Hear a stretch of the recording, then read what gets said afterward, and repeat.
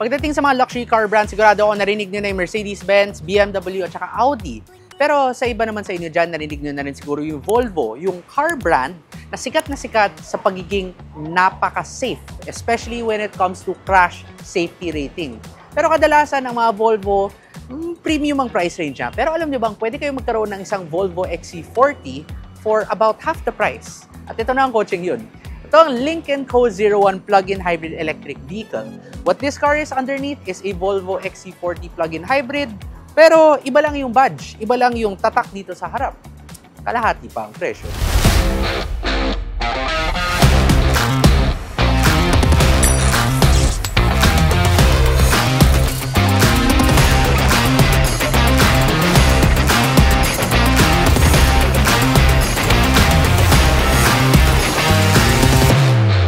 So, bigyan ko muna kayo ng fun facts, no? So, ang Lynk & Co kasi, ang may-ari nito ay Geely. As in, yung Geely, yung gumawa ng Geely Coolray, Geely Ascara, pati na rin ng Geely Okavango at M Grand. And under this Geely group, nandyan na ang Volvo, nandyan na rin ang Lynk & Co, pati na rin ang Zeekr. So, nagkakaroon sila ng technology sharing among these brands.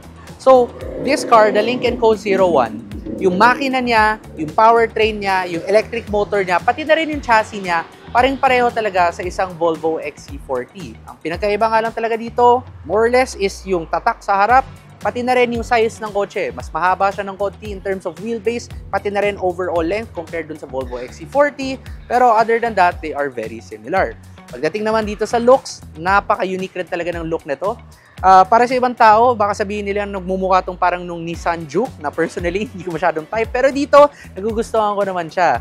Meron kang dalawang umbok dito sa tabi by your fenders. At ang maganda pa dito, tawag nila dito sa daytime running lights mo ay Aurora Borealis DRLs. Nandito na rin yung turn signal mo, yung signal light mo. So, habang nagda-drive ka, pag nag-signal light ka, kitang-kita mo yung signal light mo. Nakakatuwa lang makita siya. Yung ilaw mo nga pala, LEDs na rin. At kung hinahanap mo, hindi siya yon dahil DRLs nga lang to. Nandito sa baba, yung mga LED headlights mo. Ito naman sa gitna, mapapansin mo rin na meron kang sensor dito.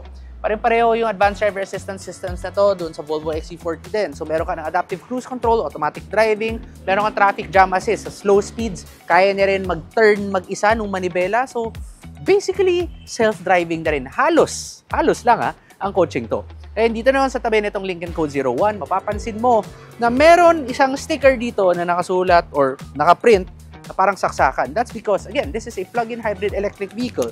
So, pag pindutin mo to, bubukas tong flap na to at pwede mong i-charge ang kotseng to. Meron kang gasoline engine, pero meron ka ring electric motor at battery.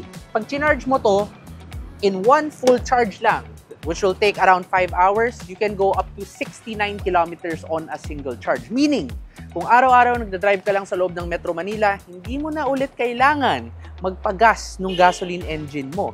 Just in case pupunta ka ng malayuan, well, don't worry, pwede mo pa rin gamitin yung gasoline engine mo na yan. Ngayon pala dito sa tabi rin, mapapansin mo, 20-inch ang rims mo, so napakalaki niyan. Ang ganda pa ng design niya dahil two-tone na rin siya. At kahit na 20-inch big siya, hindi pa rin siya ganun katagtag. Perfect na perfect pa rin for your daily drives. Sa likod naman ng Lynk & Co 01, maganda rin yung design niya dahil matingkad talaga yung lettering ng Lynk & Co dito sa likod. Ang ganda pa ng piano black niya. May spoiler ka sa taas at meron ka pang dual exhaust pipe sa baba. Kaya ito, power tailgate na to. At pag binuksan mo yan, mas malaki rin yung space niya compared doon sa Volvo XC40. Overall, for a car of this size, napakaganda na rin ng boot space nito or ng trunk space nito. Ito nga pala yung charger na gagamitin mo para dun sa plug-in hybrid segment mo. Sasaksak mo lang ng ganoon, tapos itong kabila, sasaksak mo lang sa regular na outlet, good to go ka na. Again, 5 hours lang ang full charge yan. Pag kailangan mo ng mas mabilis na charging, yung mga nasa mall, mas mabilis mga yun, you can full charge this in only about 1 hour. Napapansin nyo rin dito sa likod, dito sa tabi, meron nga subwoofer, no? Dahil meron na tong 10-speaker Harman Infinity sound system at napakaganda talaga ng tunog niya.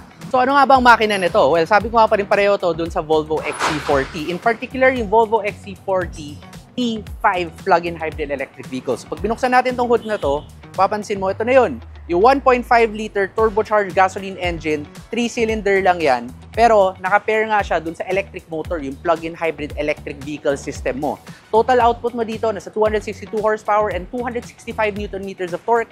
0 to 100 kilometers per hour time, nasa 8 seconds lang. At meron ka rin 7-speed dual clutch transmission. Fuel economy mo, around 8.8 kilometers per liter sa loob ng city. That is if hindi mo gamitin yung battery mo. Dahil pag ginamit mo yung battery mo, syempre, sky's the limit na yan kasi wala kang gasolinang ginagamit. Pagdating naman sa highway, you can return around 17.2 kilometers per liter. Pag nakasakay ka na sa isang Geely Coolray or isang Geely Ascara, you'll feel very familiar dito sa interior niya. Dahil, very similar naman yung feels niya. For example, etong turn signal stock mo, pati etong wiper stock mo, pareho rin yan. Pero alam mo ba, ano pa ang kotse na naging pareho yan? Well, again, the Volvo XC40. At hindi lang naman nagtatapos dyan sa mga turn signal stock dahil basic lang yan. Yung upuan mo dito, kahit na hindi siya leather, ang tawag nila dito ay parang premium recycled materials, no?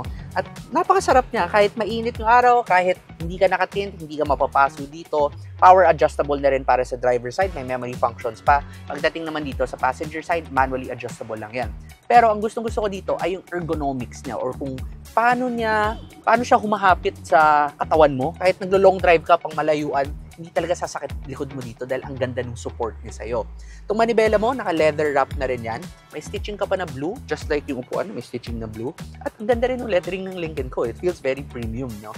Dito meron kang isang 12.3-inch digital instrument cluster na napakadaling basahin. At itong center touchscreen mo naman ay isang 12.7-inch touchscreen.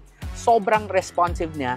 Ang ganda ng system niya. Meron siyang wireless Apple CarPlay, pero yung Android Auto mo, wired yan. At the same time, meron ka na ring 360-degree view camera na sobrang linaw din. Ngayon, dito sa baba, meron kang wireless charging pad, meron kang electronic shifter. Ito yung small na hindi ko masyadong gusto dito, no? So, itong shifter na to, kung galing ka sa park, gusto mo pumunta sa drive, kadalasan sa mga kotse, isang hila lang, diretso ka na sa drive. Ito, 2 beses mong kailangan hilain. Pag pupunta ka sa reverse, ganun din, 2 beses mo siyang kailangan itulak. Medyo nakakainis, pero I guess it's a safety measure. Anyway, other than that, meron kang drive modes, meron ka ng pure mode, which is purely in battery mode, kung meron ka pang enough na battery. Meron kang hybrid mode, na yung kotse na magde-decide kung kailan siya gagamit ng battery at kailan siya gagamit ng gasolina. At meron ka rin yung tinatawag nila na power mode, wherein, just like that, gagana yung makina ng kotse and it will try to save your battery for city use. This is best use. This power mode is best use pag nasa highway ka man.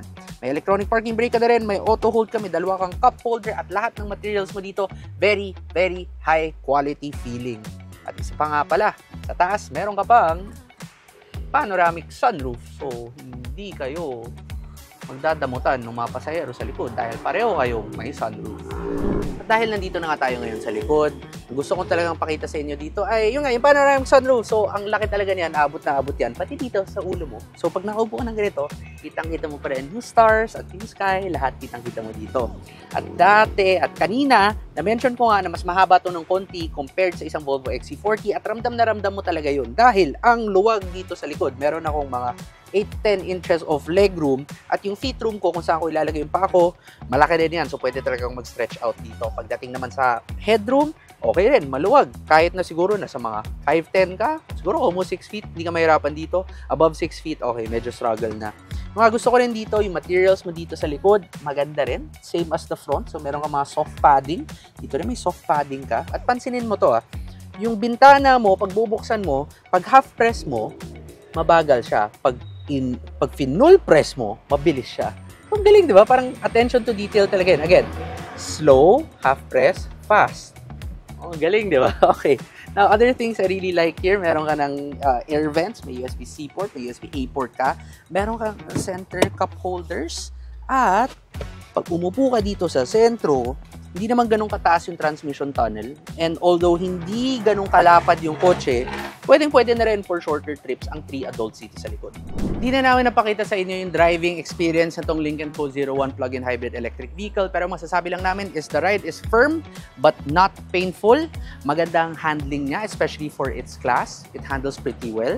Yung steering niya, kahit magaan, it still is pretty tight. At yung power niya, instant. Dahil meron ka nga nung electric motor na tumutulong dyan sa gasoline engine mo, instant ang torque mo. Ngayon ang tanong, magkano nga ba ang Lincoln Co. 01 plug-in hybrid electric vehicle? Well, you can get this now for 2,338,000 pesos. So, pag iahambing mo yan dun sa Volvo XC40 na nagkakahalaga ng 5 million plus pesos, kung meron man tayo nung trim na yun sa Pilipinas, which by the way, wala tayo, sulit na talaga ang Lincoln Co. 01 and is a car for you to consider pag naghahanap ka ng isang premium European but also Chinese car that gives you all the bells and whistles without the high price tag.